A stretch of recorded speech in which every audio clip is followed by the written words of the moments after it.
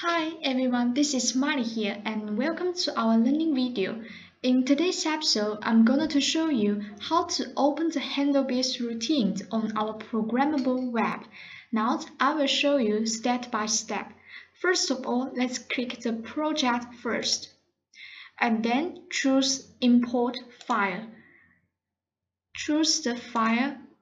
Then you will come to the place that you have stored the program. You can choose any one of them that you like.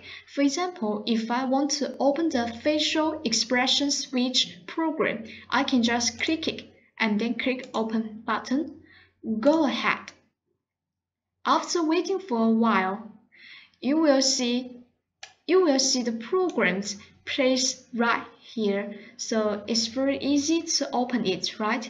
After the program shown in this interface, you can modify it or even create a new one by yourself.